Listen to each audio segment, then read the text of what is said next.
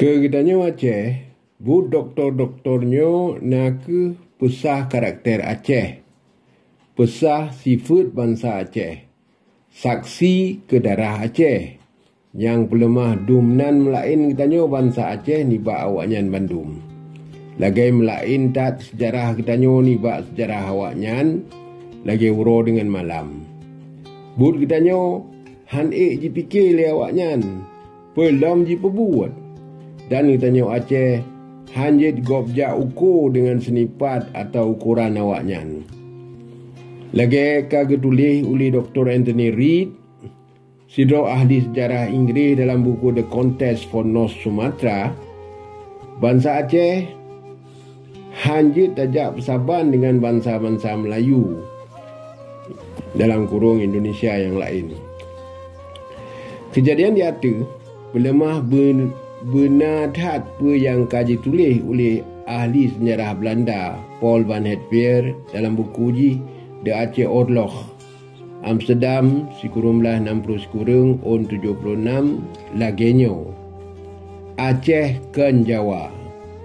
Katrang lagena bahawa hana sabuh kerajaan yang jit tak persaban dengan kerajaan Aceh dalam bagian dunia yang luah lagena, yang katanya bohnan secara meron-ron sebagai Hindia Belanda atau Indonesia. Nyo kagak tanyo tepu jino. Sabah perang yang panjang ni lebih ni bak setengah abad dengan lebih 100,000 urang lebih ni bak 100,000 urang mati, dan dengan kehabis biaya lebih 1,5 miliar rupiah Belanda. Abad ke-10 yang tak mahainyan kajut kebukti dan saksi ni bak perkaranyo. Nyo ka gedanyo tepu jino uronyo, tetapi nyan hana gedanyo tepu bak tahun 1870 hai. Ye golong perang Aceh.